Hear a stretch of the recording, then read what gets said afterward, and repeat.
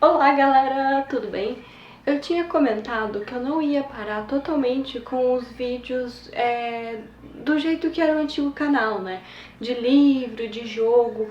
Lógico que eles vão ser bem minoria aqui agora que o canal tem um foco um pouco mais pro otaku leitor. Vai ser tipo 15%, mais ou menos uma vez a cada uns 2 meses. Só que eu não queria parar totalmente, né? Principalmente com os vídeos sobre os livros do Terry Pratchett. Então vamos para o terceiro livro do Discworld. O terceiro livro, chamado Direitos Iguais, Rituais Iguais, foi lançado em 1987 e já não tem mais como protagonista o Rhysand Wind, que era o dos 2 primeiros livros. Nesse livro, as protagonistas é a Vovó Cera do Tempo e a Escarina Smith. Quem está lendo na ordem de lançamento, assim como eu, sabe que a Cor da Magia e a Luz Fantástica, que são os 2 primeiros, encerraram aquele arco da viagem dos Duas Flores com Rhysand Wind. Então ficou aberto para começar um arco novo e o autor resolveu não usar o Rhysand Wind nesse terceiro livro e sim introduzir personagens novos. A história começa mostrando um mago chamado Drumbillet, que... falando em voz alta ficou tão estranho, mas ele se chama Drumbillet e... e ele está à beira da morte. Ele sabe que ele vai morrer, os magos sabem quando eles estão morrendo e ele precisa passar a magia dele e o cajado, que é um item essencial para o mago, para um outro mago que esteja nascendo. E eles meio que sentem onde está nascendo. No Discworld, todos os magos são os 8º filhos dos 8º filhos. Então alguém teve 8 filhos, esse 8º filho teve 8 filhos e o 8º filho será um mago. Porque no mundo Discworld, o 8 tem uma simbologia muito grande. A gente já viu nos 2 livros anteriores que a grande 8 feitiços que formou o mundo. Ao chegar num pequeno vilarejo no 5º dos infernos, numa montanha lá, mal afastada da capital de Discworld, Vovó Cera do Tempo é uma bruxa que tenta avisá-lo de uma certa coisa. Só que ele ignora porque ela é uma bruxa e magos não escutam bruxas no mundo de Discworld. Então ele passa a magia do cajado para o recém-nascido sem nem ver. E quando ele tá morrendo já, desaparecendo desse planeta, no caso daquele planeta, ele vê que o 8º filho do 8º filho, na verdade, é uma menina. Então ele dá o poder para a primeira maga do Discworld, que é a Escarina Smith. Aí você se pergunta, poxa, mas nenhum 8º filho do 8º filho nasceu mulher? Nascia, só que os magos prestavam atenção de não dar a magia e o cajado se fosse uma menina. Só que esse mago, ele foi desatento. Escarina foi crescendo sem saber que era uma maga, mas ela sentia que tinha algo diferente dentro dela e estava difícil de controlar. A Vovó Cera do Tempo, como não gostava dos magos, porque em Discworld bruxa e mago não se entende, resolveu ensinar a arte da bruxaria para ela para ver se controlava os poderes. Só que mesmo assim os poderes da Escarina estavam incontroláveis. O cajado estava incontrolável, o cajado ficava expelindo magia que ela não estava usando. Então a Vovó Cera do Tempo resolveu que não tinha mais jeito. Ela resolveu que levaria a Escarina para a Universidade Invisível, que era a escola dos magos. E assim começa a história das duas e desenrola o livro. Pra falar a verdade, eu acredito que esse, dos 3 que eu já li, foi o meu favorito. Mas eu tenho a leve impressão que a cada livro que eu ler a mais do Discworld eu vou falar, não, esse é meu favorito, não, esse é meu favorito. Mas assim, a Cor da Magia e a Luz Fantástica tinham um ar que te lembrava férias de verão. Porque era sobre isso. Porque o Duas Flores tinha tirado um tempo de férias do trabalho estressante dele para conhecer o Discworld que nem um turista chato, que atrapalha os outros. Ele era esse tipo de turista. Então os 2 livros tinham um ar muito engraçado, leve.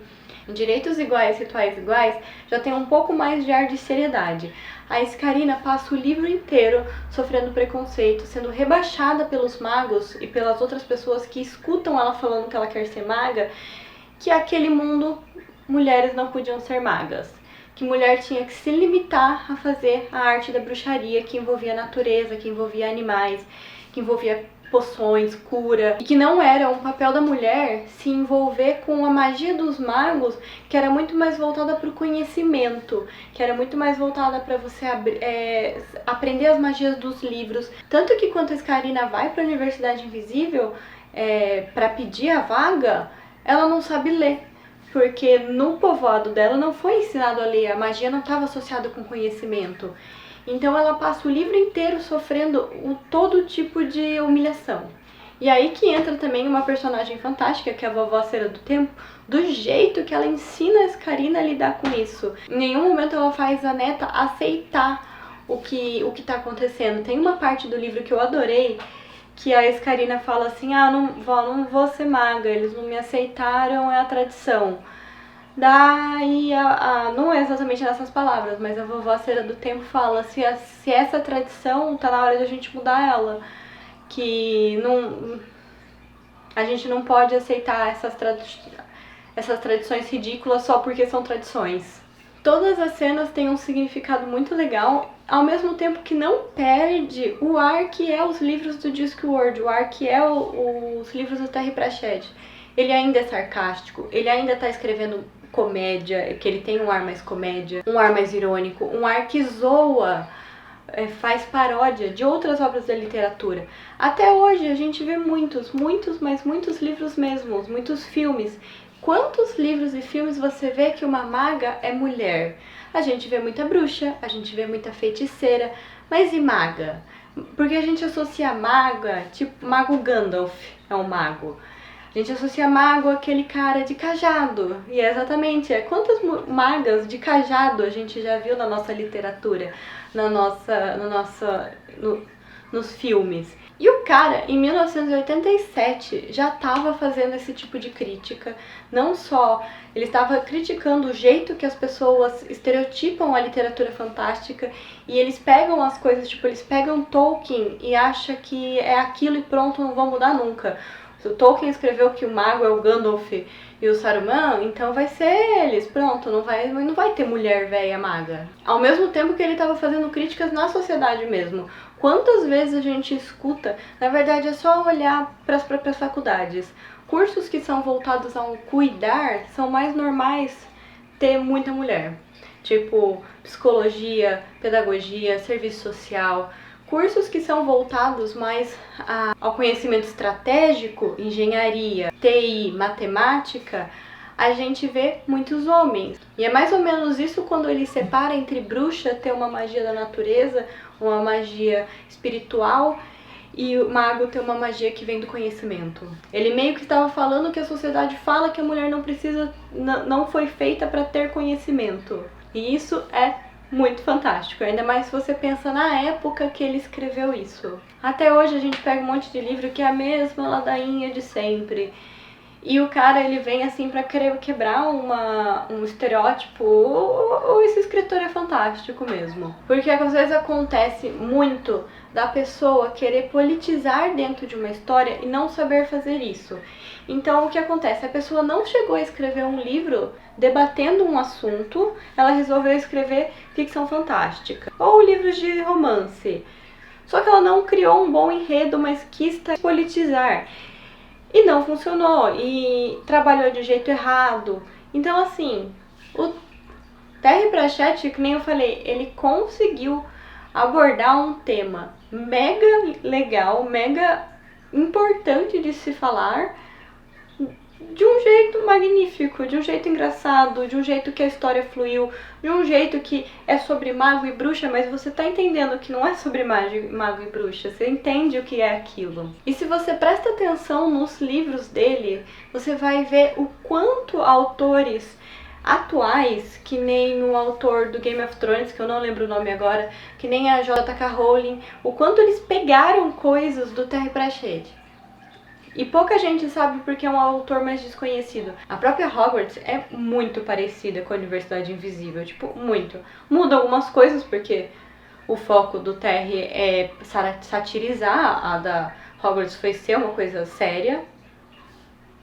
Só que a gente vê a J.K. Rowling é uma véia hoje transfóbica que só fala merda na internet, que já foi provado que ela plagiou um monte de autores para escrever Harry Potter. Não que eu não goste, eu gosto de Harry Potter, mas eu sei que ele foi montado em cima de plágio. E ela tem um sucesso estrondoso.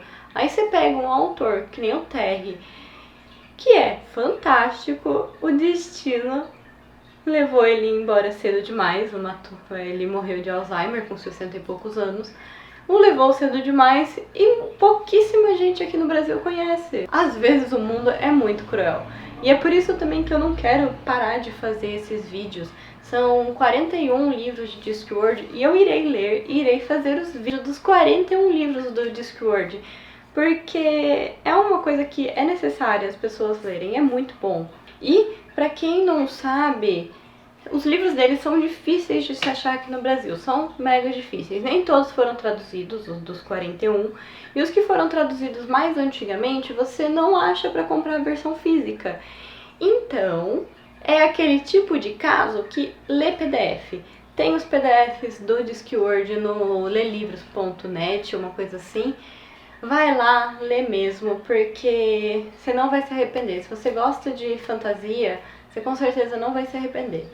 E é isso, gente. Obrigada quem assistiu até aqui. Obrigada quem lê Discworld nesse mundo. Se você gostou, se inscreve, comenta. Fala aí se você tá começando a ler Discworld porque eu indiquei, ou se você pretende, ou se você já leu. Mas se encaixe em algum desses 3 grupos, é muito necessário. E é isso, gente. Tchau!